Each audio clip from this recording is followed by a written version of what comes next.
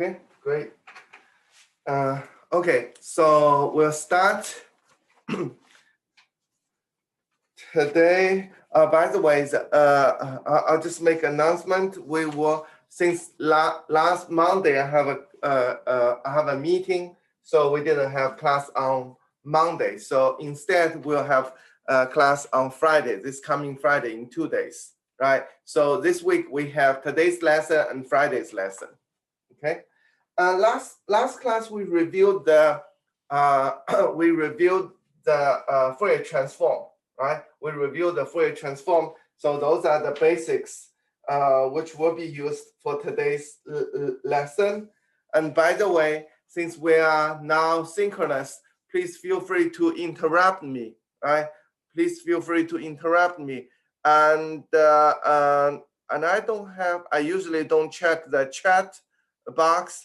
So if you, let me open it. Yeah, so if you want to talk, please feel free to directly interrupt me. I should be able to listen to your voice, but you need to click your unmute button.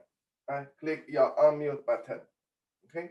So the first thing we will study here, we will actually look at the pulse propagation, right? Pulse propagation.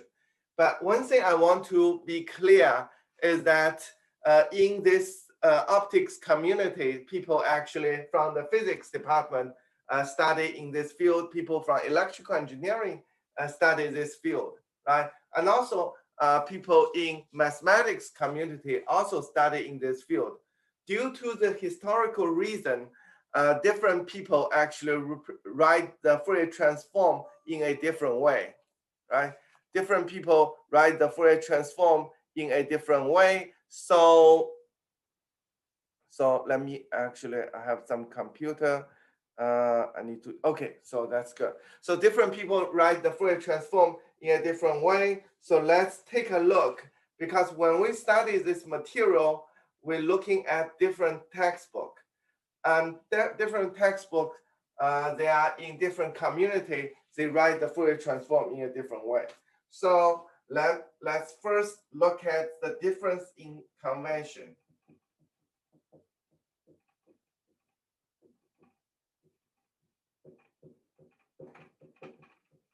Right, difference in convention. So when they look at the when they look at the equations, they are kind of different. So first, in optics and photonics,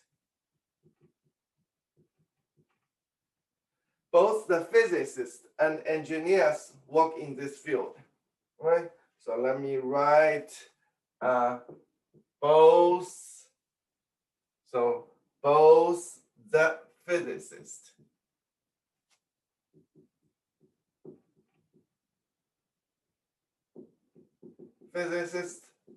and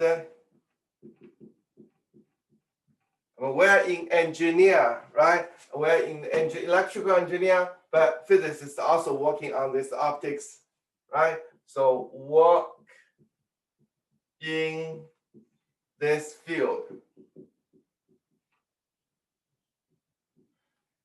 Okay, the conventions are a mix of both. The conventions are mix of both. So when you write the optics and photonics like a paper or textbook, sometimes it depending on who wrote the book or read the paper, right? So they have actually, if they're in the physicist background or engineering background, they use different convention. And since worse than that, because we have also computer science, right? Computer algorithm. So additionally,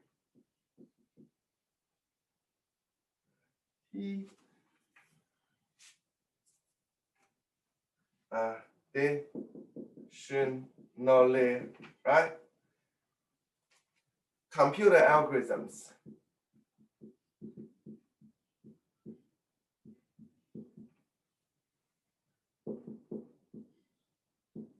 Computer algorithms are usually based on the standard computer science.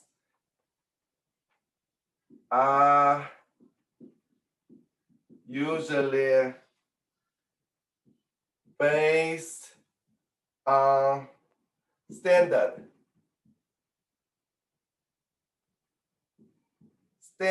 computer science.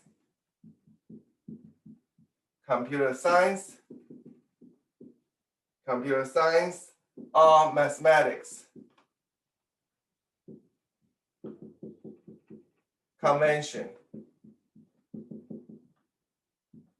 Right? So they are both, they use the computer science because sometimes we need to use computer algorithm, right? Especially in our field, in the optics and photonics field, the fabrication is so complicated and so expensive. So one would want to use computer algorithms to understand, to model the physics, right? To understand the optical device.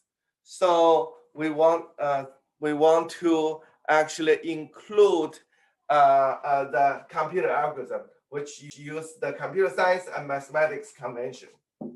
Okay. So we must be aware. So in this case, we must be aware of different convention, right? Of three convention, of all three convention, and know how to translate among them, and know how to translate among them.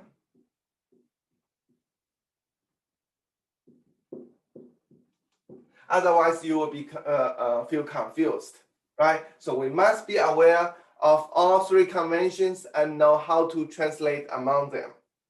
So that's today's job. Today we are going to actually go over all the convention in three different standards, right? In different community. So it includes the physicist, engineer, and computer science. Okay, so now let's start. So let B UXT. So let me write it here. Right? So we will let UXT, right? UXT. This is the waveform, right? Waveform. It's the UXT. It's the propagating, right? So UXT be a waveform. Right, so that's the that is the waveform transmitting in.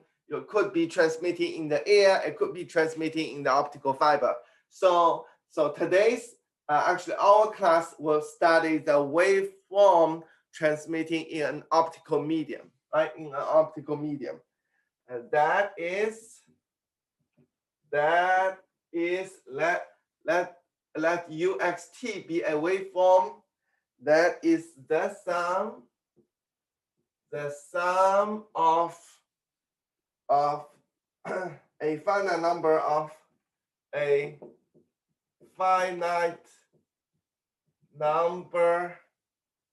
of waves, right? So let's look at A, B, C. So the A will be in the physics convention, right? Physics convention. In physics convention, this UZT, right? UZT is the sum of different waves, and from 1 to capital N, A N cosine K N Z minus omega NT minus phi N, right? So in this case, we have this physics convention, UZT, is the sum of different waves, N waves, right? And little n from 1 to capital N. And then we have this is amplitude cosine K and Z, right? So this K is the wave number, right? This K is the wave number, K and Z minus omega n t, right? Minus phi n. So if we look at this waveform, right? So it's cosine wave, right? So it is cosine wave, right? This is the Z, right? So the Kz, K is defined as K is 2 pi over lambda, right? K is a 2 pi over lambda. So Z, so in the Z, when you change each time, when this will be a lambda, right? So this will be lambda. Once we vary from 0 to lambda, cosine function varies from the maximum, minimum, and come back, right? One period. So this is the cosine function and minus omega t. As t increases, right? As t increases, this will be in this writing, it will propagating towards right, right? It will propagating towards right. That's what we learned from the signal systems, right? I taught signal system many times. So if we increase the t, it will propagate towards right, right? It will propagate towards right. So this is one waveform, one wave, and then you have multiple, a finite number of waves, right? Wave together, you have cosine, this cosine, that cosine, all the cosine add together, right? All the cosine add together, you might end up with a pulse, right? Somewhat like a pulse, so it's propagating, right? So that's the basic idea of the Fourier transform, but let's what we will eventually we want to study the pulse propagation, right? So let's say what is Kn? Kn is the wave number. Wave number omega n. Omega n is frequency, right? Right? It's actually the angular frequency, right? Angular frequency. So z is the distance, right? Z is the distance. Okay, t is the time. T is time, right? Because it's the propagating wave. It's not static, right? It's a propagating wave. As t increases, this wave propagates, right? What is an? An is amplitude. Right? Am is amplitude. And we have different waves. So this wave has this amplitude, the other wave has different amplitude. Due to the different amplitude, we can have at the end, we can represent different waveform, right? Okay, phi n is phase. Okay, it's the phase. Okay, and then n is positive number. That's all the, this is the physics convention, right? So this is the physics convention. Now let's look at different convention, and you can see what we will use is mathematics convention. So that's the A, this is the B, right? Mathematics convention, right? We'll use mathematics convention. Okay, so when I cover this material, if you feel like it's too quick, too fast, too slow, please let me know. If you feel like these words you cannot read, just interrupt me, right? Just interrupt me. I will be, I think it's supposed to be interactive, but so you should please interrupt me. Okay, ZT, right? The same thing is this is the physics convention, this is the mathematics convention. That is n from 1 to capital N, an cosine omega n t. Oh, let me use omega n t plus kn z plus phi m, right? So this is the mathematics convention. This is the mathematics convention. When we compare the mathematics convention and physics convention, what did you find?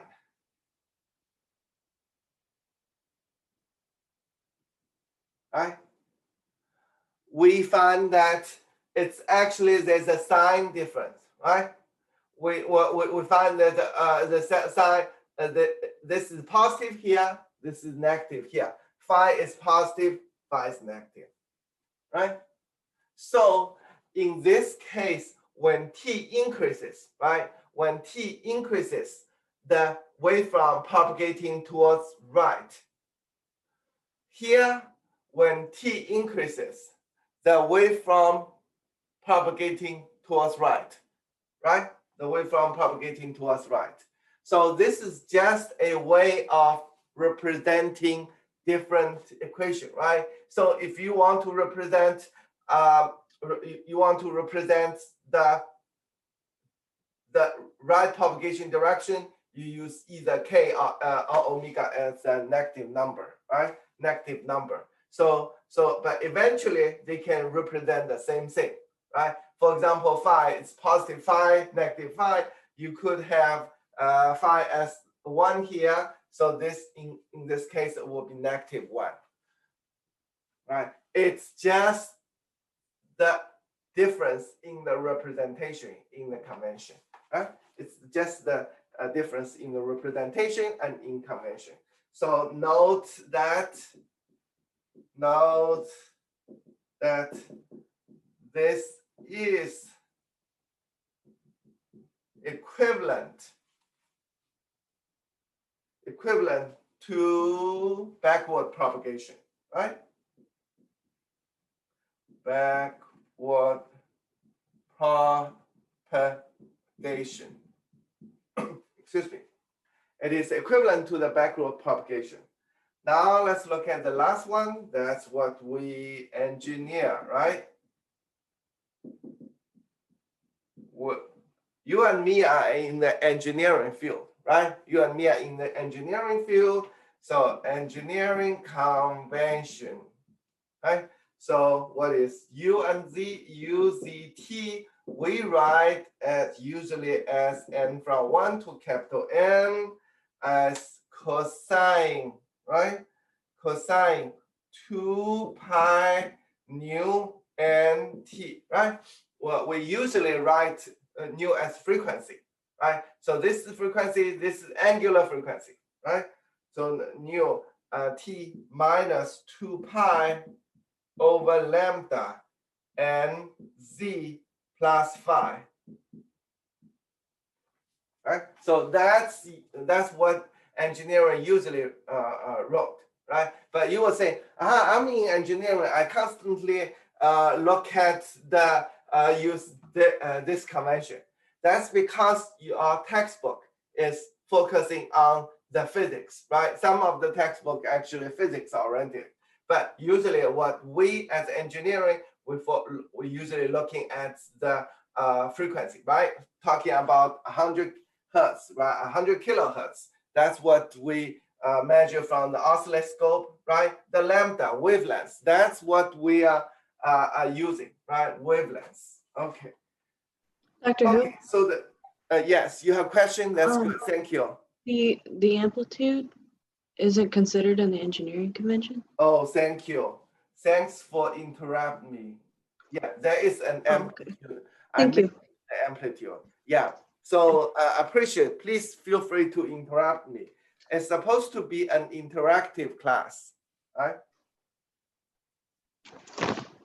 Okay, great. So feel free to interrupt me. I'm actually able to hear your voice. So the sign change going from this physics convention to the engineering and mathematics, right, may appear trivial, but it has many important consequences, right? So the sign is actually important, right? So the sign is actually important with this positive and negative and later on you will notice, right? Yeah. Okay. Okay. So now let's look at the number 5. I think this is the number 5. 1, 2, 3, 4. Did I miss the 1, 2, 3, 4? So this is the section 4, right? This is the section 4. This is section 5. Okay. It is usually, and also this is a cosine, right? In the signal systems class, we start from cosine, but at the end, we also learn how to represent the waveform by exponential function, right? By exponential function. But exponential function, cosine, they are the same, right? Except this cosine is just a real part. Okay, it is usually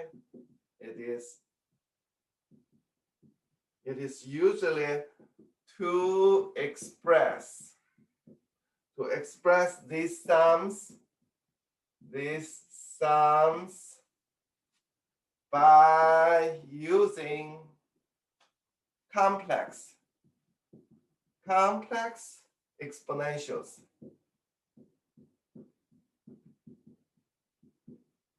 Right? It is usually to express these sums by using complex exponentials. So we'll do the same thing, physics, and then mathematics and engineering. So let's do the physics convention.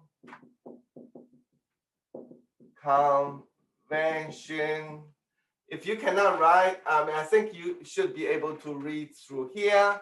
If you cannot read this, please interrupt me.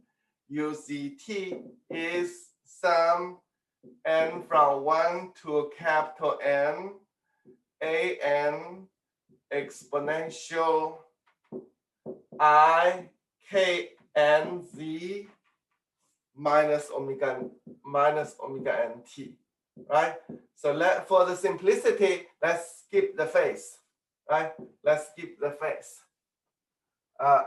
One could actually add the phase into this an, the amplitude, right? One could add the phase into this amplitude. But for now, let's just use a simple version, kn minus omega nt, knz minus omega nt, right? Let me write on the top, so it's easier to see. Now we will look at the A, and then let's look at the B. Right? Okay, let's look at the B is the mathematics. B is mathematics convention. Mathematics convention, we have UZT is the sum n from 1 to capital N, an exponential omega nt plus knz, right? Exponential, did I miss an I? Yes, I missed an I, so there's an I here, right? So it's sum an exponential I omega t plus k and z, I omega t k and z. Right? Okay, that's good. Now we have the engineering, the last one, the engineering.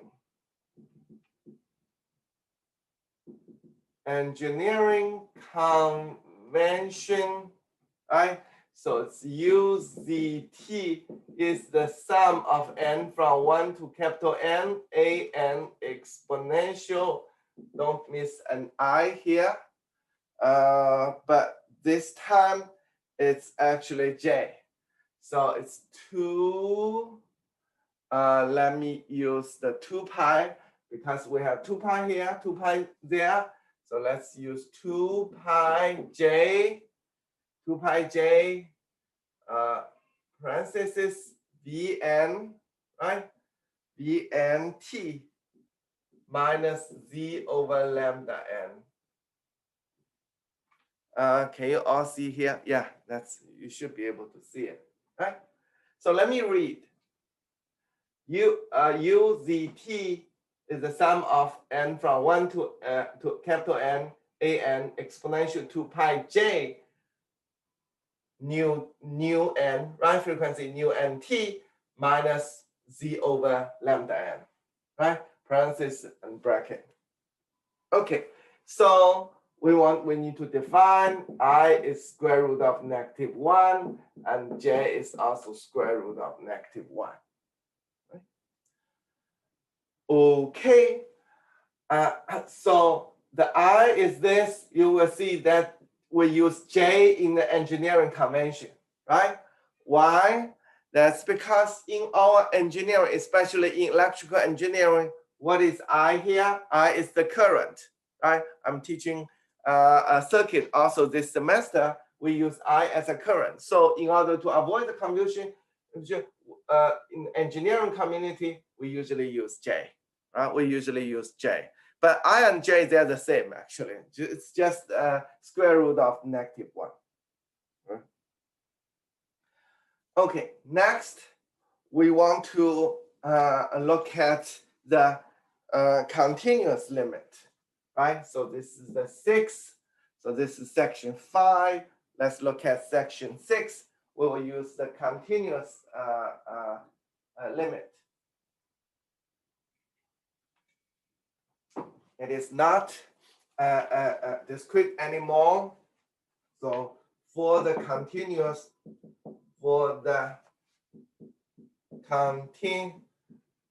limit. Right? For the continuous limit, physics convention,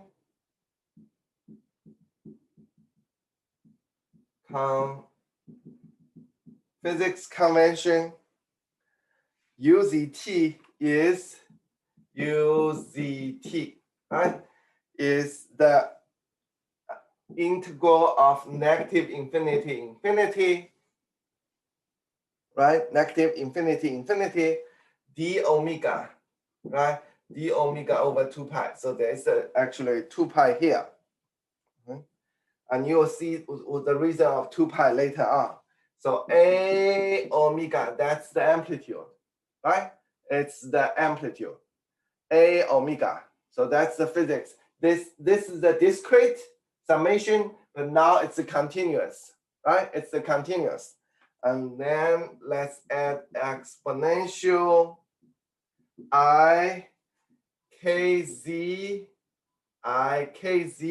minus omega t, right? So now we have the continuous, right? So the omega is changing, right? Omega is changing, and k is also changes, right? K is 2 pi over lambda. It's the wave number. K pi is 2 pi over lambda. K is also actually omega over c, right? Okay, so omega change. So we don't have n anymore. So it's not discrete anymore. It is continuous, right? Continuous integral. B, we will do mathematics convention.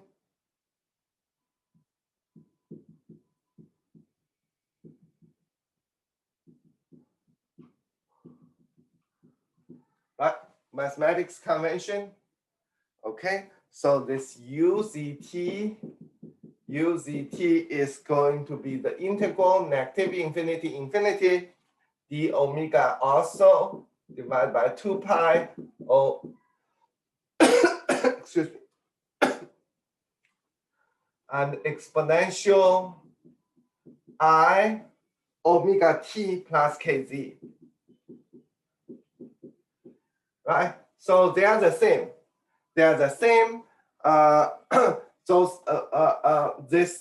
This exponential, they are the same, right? Here it's exponential I omega n plus kz. Here we use exponential I omega t plus kz.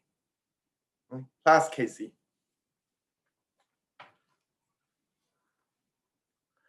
Okay. Okay. So, I cannot see you guys. So if you feel like it's too fast, too slow, please feel free to let me know, because in a normal class, I'm able to see you guys, how you write down whether you finish writing down all the equation or not. I think we still have space, at least kind of. Let me write C here. C here is engineering. Engineering convention, right? So let me write down as the engineering convention, it's the UZT. Oops, something dropped down. Okay, ZT, UZT is negative infinity, infinity, and D nu, right? D nu, A nu, right? That's now it's frequency instead of angular frequency, right? So that is exponential. This is exponential. Let me write here, exponential 2 pi j nu t minus z over lambda bracket. Right? You should be able to see it. All right. So let me read it to you. Let me read it to you.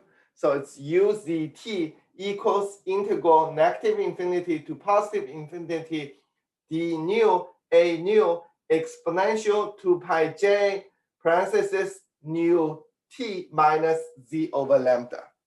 Nu t minus z over lambda.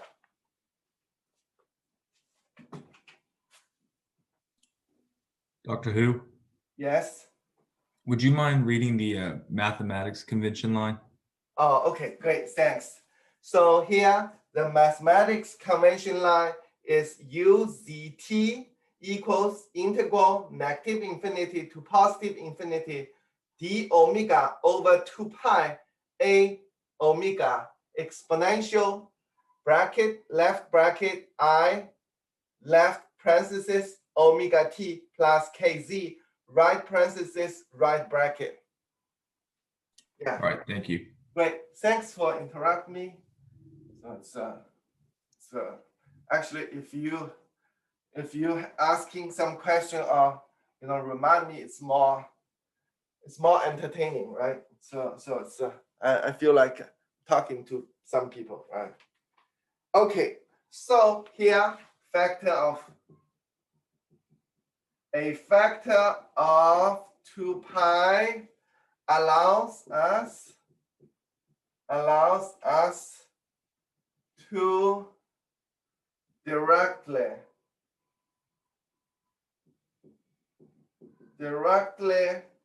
connect a omega and a nu, right? In the sense that a omega is a 2 pi nu, right? So there, the omega is the angular frequency, which is 2 pi nu, right? Nu is the frequency. Okay. Okay. So any questions so far? So that's pretty much for the Fourier transform, which we will be using later on. So it will help us for I think when we read different paper, when we read different textbook, you will see different convention, but they are actually related, and the functions are not exactly the same, right? Functions are not exactly the same. But any questions so far? I have one question. Is it 2 pi u or nu, like the Greek letter? It's actually 2 pi nu. It's the Greek letter. So Okay. nu is the frequency. It's not u. Okay. Although my handwriting looks like u. So please forgive my handwriting. So it should be nu. So it's like a Greek letter representing the frequency. All right. Thank you. Great. Thanks for asking. Appreciate all your questions. So I actually feel like I'm talking to someone, right? So it's good. It's good to ask questions.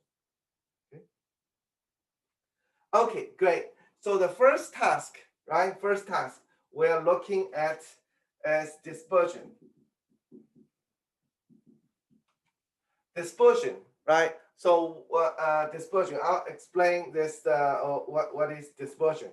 So if we look at a prism, right? If we look at the prism, we have different light.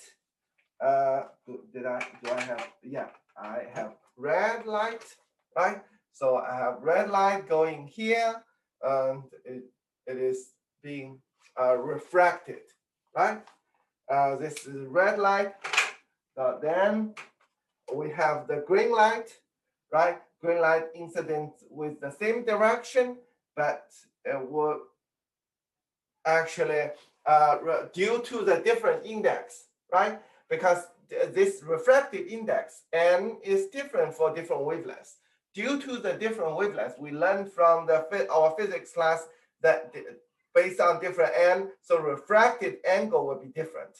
So at the end, it will direction, the red direction, red light and the green light, and eventually also another blue light,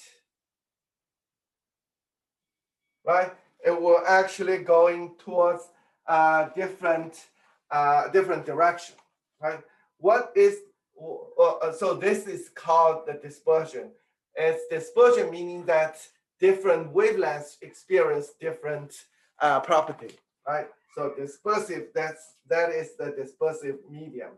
So let me write as the dispersive media are characterized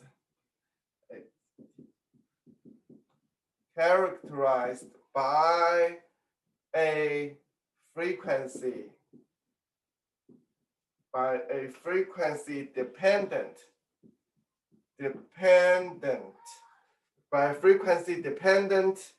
and therefore wavelength dependent, right? What by frequency dependent and wavelength dependent susceptibility, right? Susceptibility. So susceptibility. So this is more like a physics class. This is a chi nu, right? And the electric permittivity,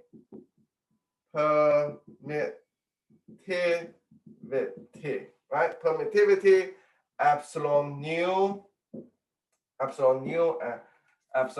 and the refractive index, right?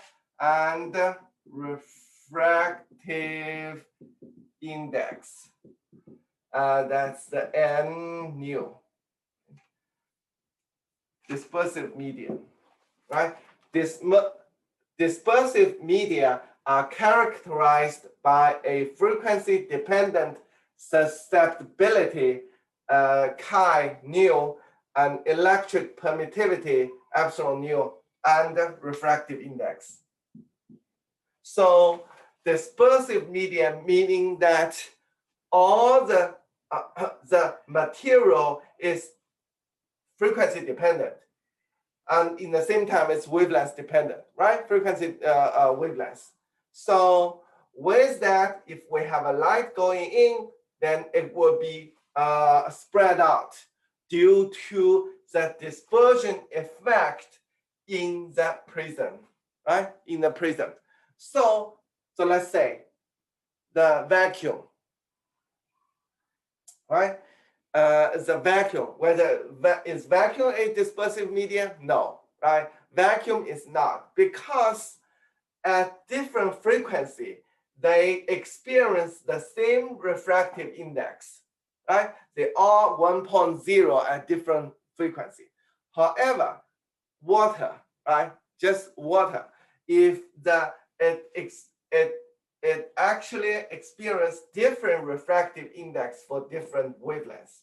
So water is a dispersive medium, right? Water is a dispersive medium, and dispersion is the physics phenomena what like we experience how the light wave going to different direction, right? That's called dispersion.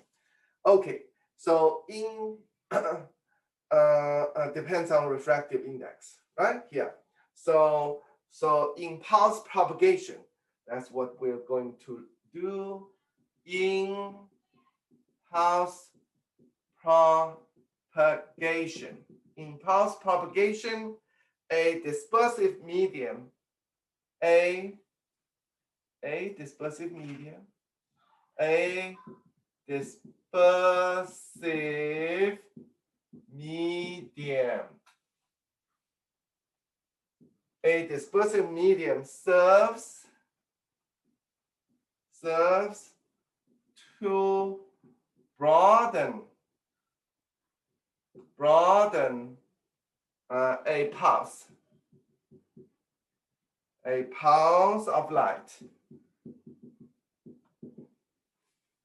Right? So here,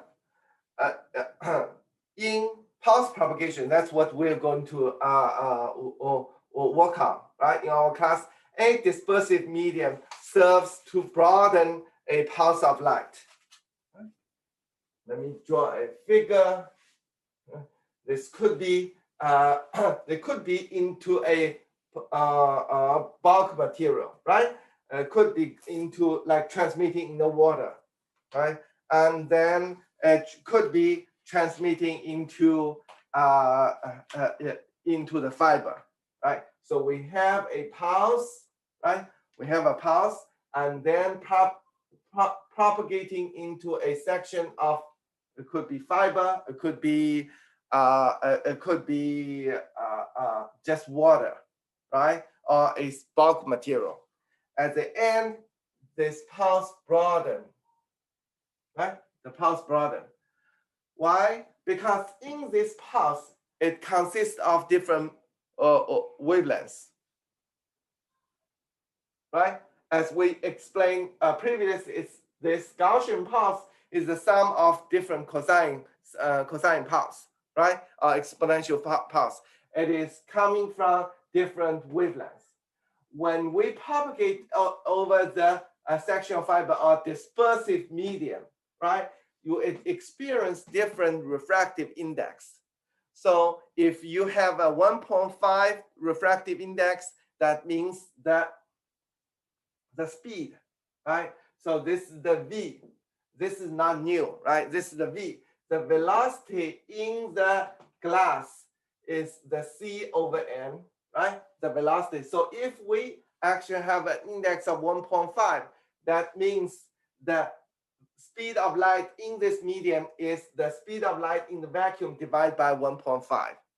And depending on this is V is frequency dependent. This is new, right? It depends on different wavelengths. So different wavelengths propagating different speed. So we can see some of the pulse propagate fast. So blue, sometimes blue propagate fast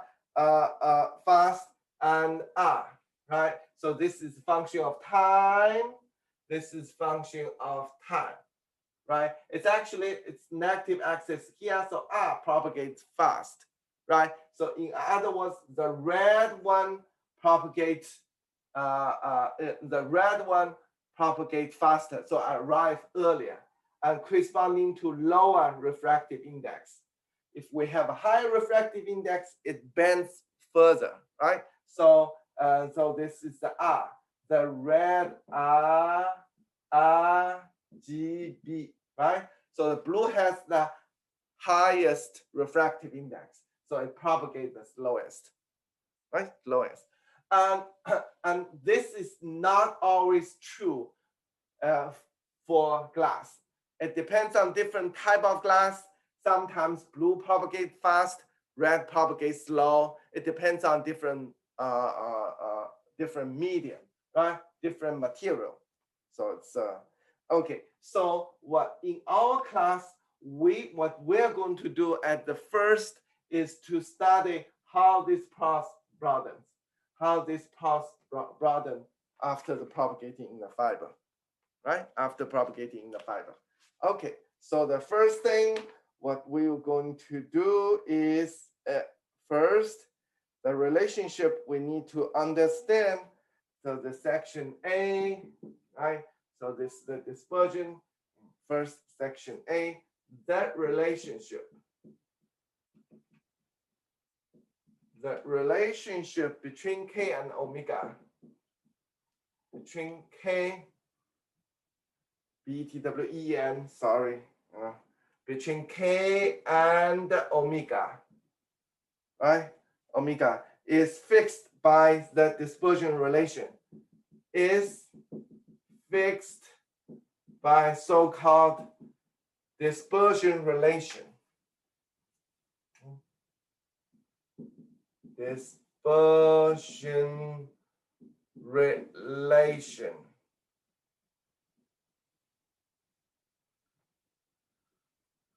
Dispersion relation, this K is actually equals to this K function omega, right? It's the frequency dependent K, right?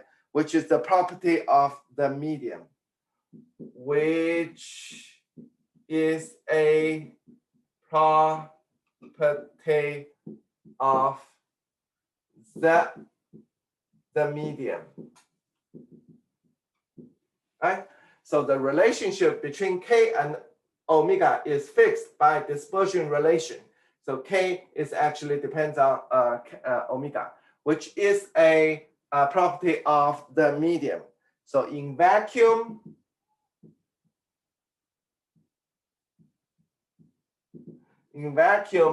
K is 2 pi over lambda, which is omega over C, right? So this is in the vacuum. K is 2 pi over lambda, which is omega over C, right? Omega over C. And more generally in glass, and now we have K omega, right? K omega is, sorry, there should be a K, should be have an omega also. K omega, right? So this is the K as a function of omega. This is also K as a function of omega. Is the n omega 2 pi over lambda. This is lambda. 2 pi over lambda. And this is also n omega over C, right? So in the glass, it has a term for n omega. Let me read it to you again. In vacuum, K as a function of omega is 2 pi over lambda and also omega over C. But now in the glass, it's more general. It's K omega is n omega, right? N omega, that's the refractive index. It's refractive index times 2 pi over lambda. And then it is also equal to n omega over C. Right? Again, the speed of light propagating in the medium is C over n nu, right? N nu, you can write as n omega also. If it's in glass, this n is 1, right? If it's, I'm sorry, take it back. In the vacuum, n is 1. So everybody propagating in the same speed, the speed of light in the vacuum. So they propagate in the same speed. Its original this pulse at the end will be the same pulse.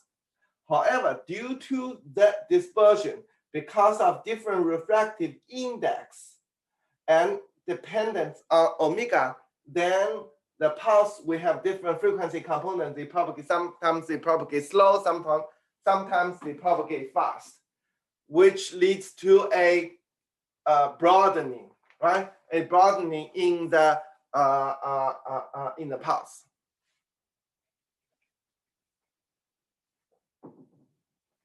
Okay. So now in glass fibers,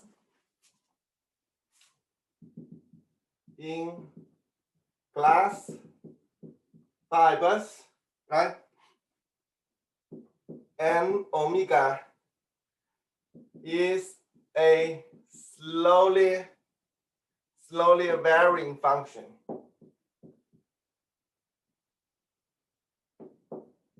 slowly varying function in the neighborhood of lambda not equal to 1.5 micron, right?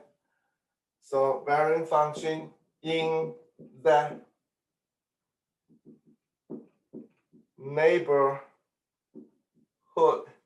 sorry, it's the neighborhood of n of lambda naught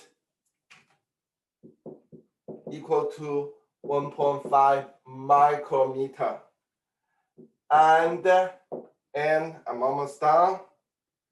And omega equal to 2 pi c over lambda naught, right? And left parenthesis omega equal to 2 pi c over lambda naught. That's approximately equal to 1.5. Okay, let me read it again to you. In glass fibers, n omega is a slowly varying function in the neighborhood of lambda naught equals 1.5 micron. And n omega equals, n left parenthesis, omega equals 2 pi c over lambda naught, right parenthesis is roughly equal to 1.5 micron, 1.5. The index is 1.5. Right? The index is 1.5. Okay.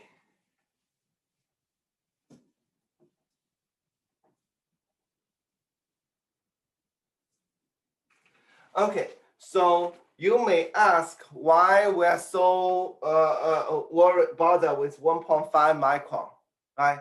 1.5 micron is because that's the optical fiber. Glass has the lowest absorption loss at 1.5 micron. That's why most of the study focus on 1. So people look at the laser at 1.5 micron. People look at the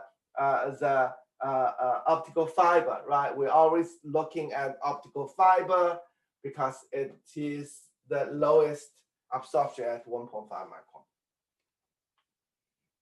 A refractive index is roughly 1.5.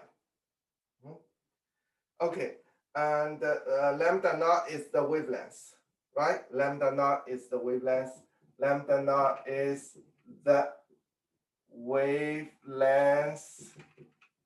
right? What is the wavelength? Lambda naught is 2 pi c over omega, right? It's just the equation. Okay, so so that's the main relationship. So in the communication, the signal bandwidth is always small compared to the carrier frequency. So in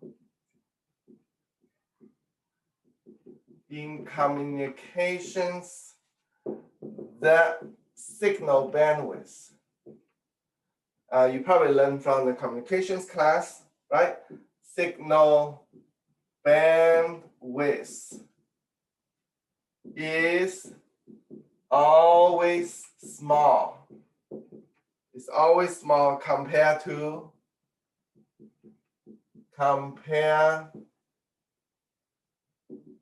carrier frequency.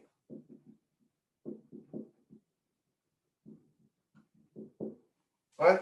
So if we look at a spectrum, right? This is the omega, this is 0.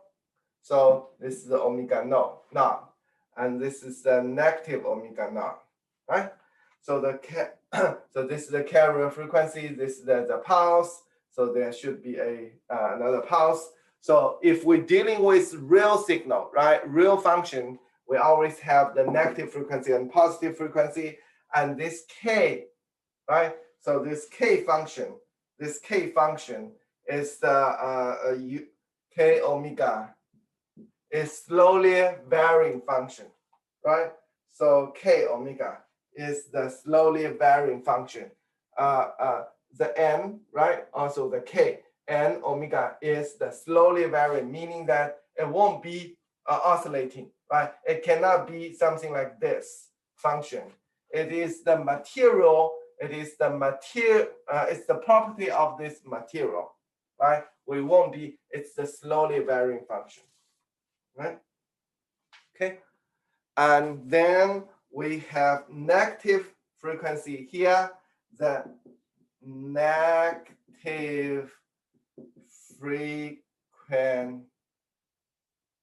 frequency must be present. Must be present.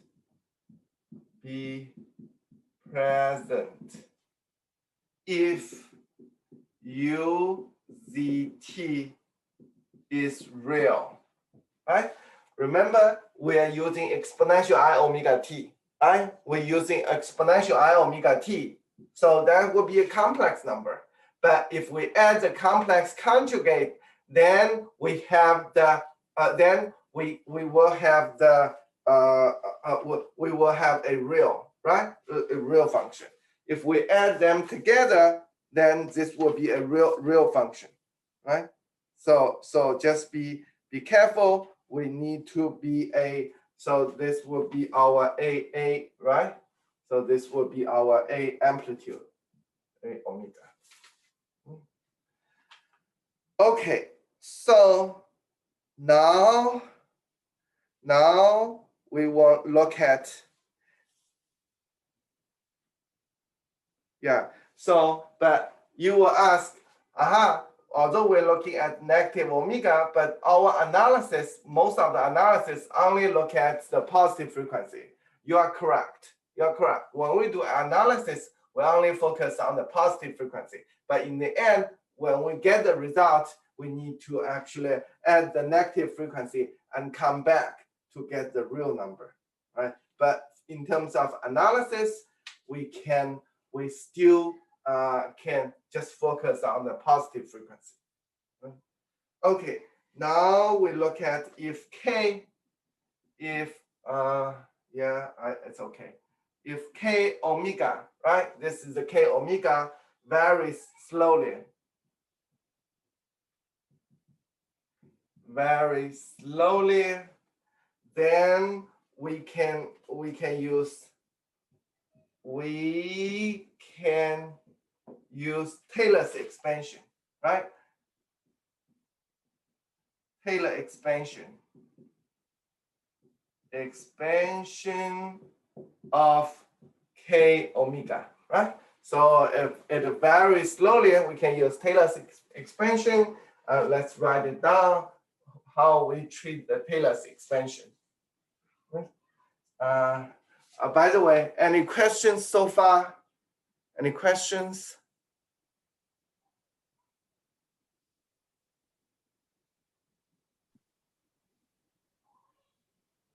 Nope, nothing yet. Okay, great, thank you. And so if we do the Taylor expansion, K omega equals, so we have K omega naught, that's the Taylor's expansion, right? And then we take a derivative, right? So derivative K with respect to omega, this will be respect to omega and then omega naught, right? And then omega minus omega naught. And then we will have set high order and 1/2 derivative square K. And then we have at omega naught, omega minus omega naught, right? And then we will have the square and plus 1/6, right? It's the 3 factorial, 2 factorial.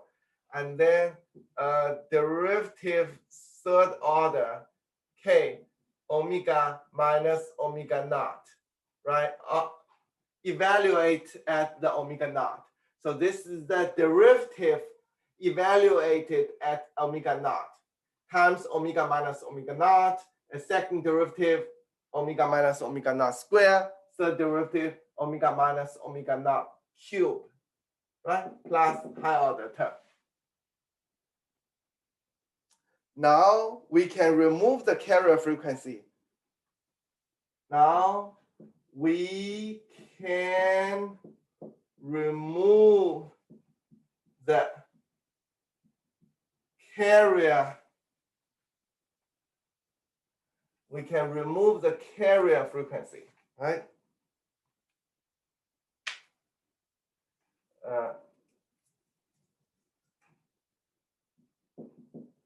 Carrier frequency by writing in the physics convention.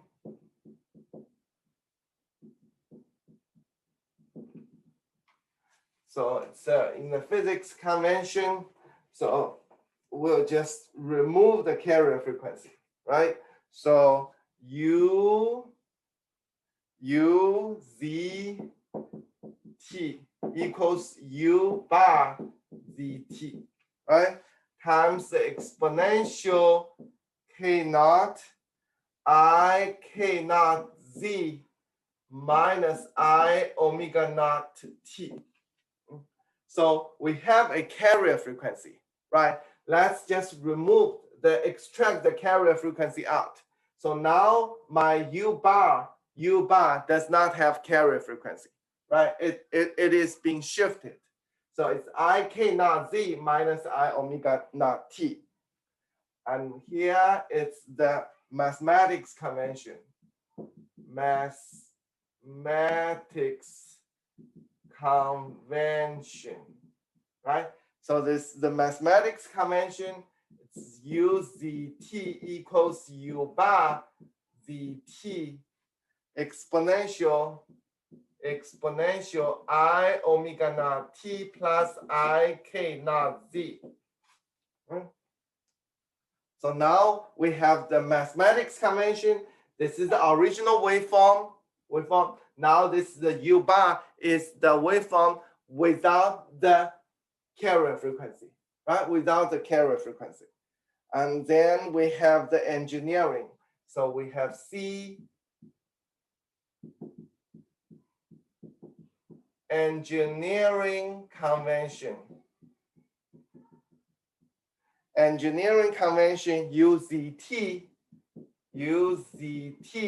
is U bar ZT exponential J omega naught T minus J beta naught Z, right?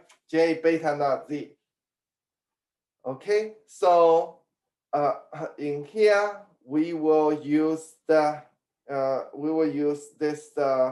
lambda. So here we actually use beta. So it is for the purpose of what? Let me use K naught. It's actually, but some of the textbook use beta, but let's use K naught. Right? So we will replace. In this case, it's replace new lambda with omega and K, right? So replace new lambda with omega K.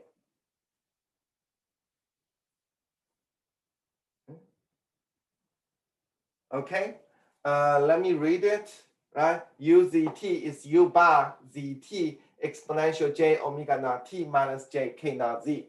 We'll replace new lambda with omega K.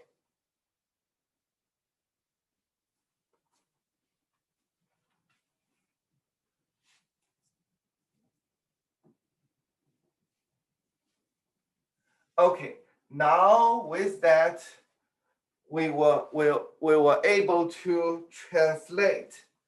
We were able to translate the now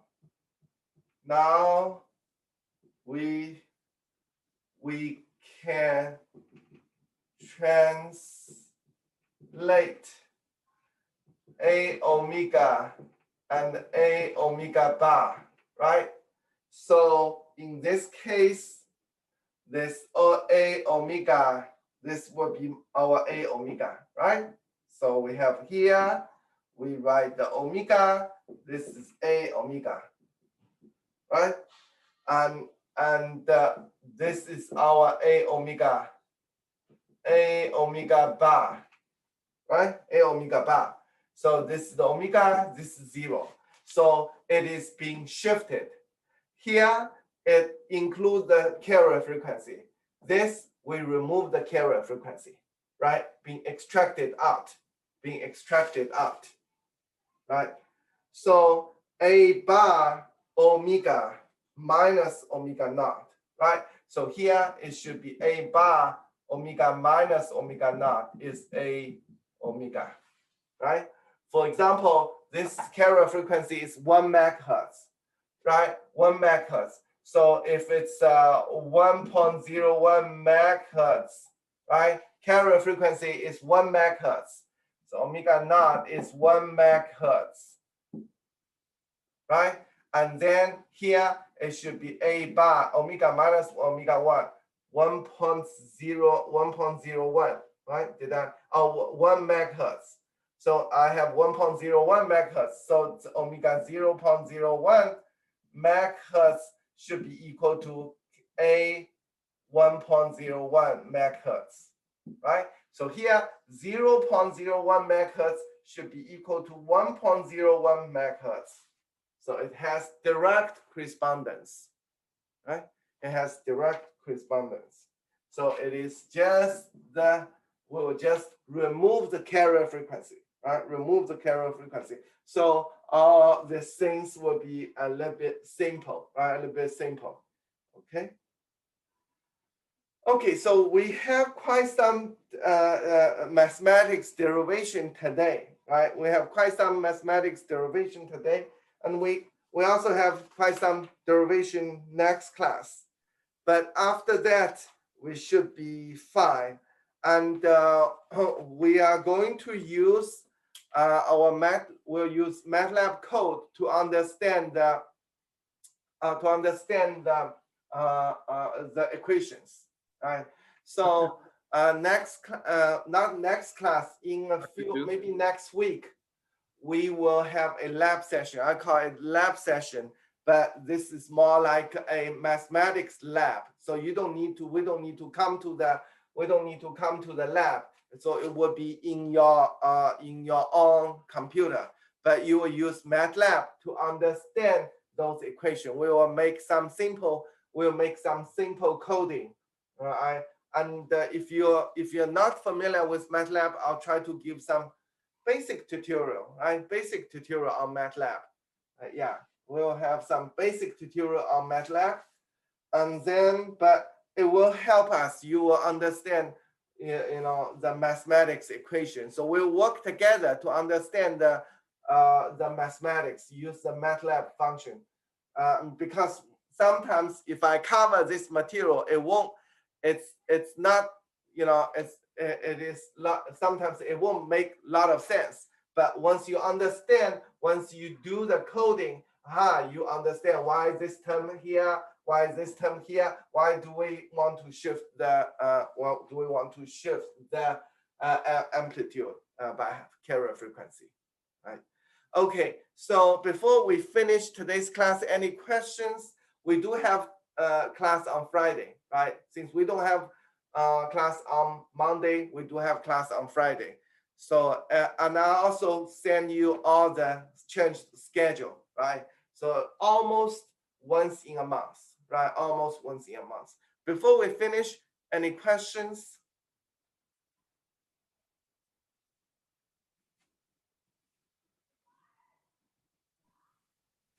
I just had one question.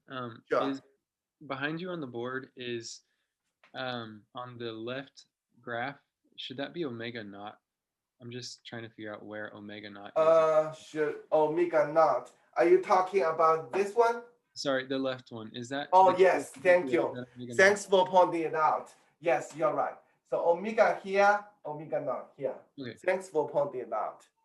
Yeah. Apologize. It's the carrier frequency. It is carrier frequency.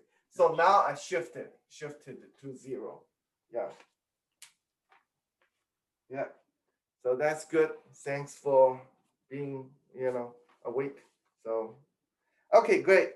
So if there's no further question, any further questions?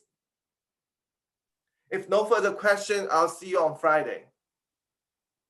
Thank you. Bye. Thank you. Thank you. Thanks, Dr. Hu.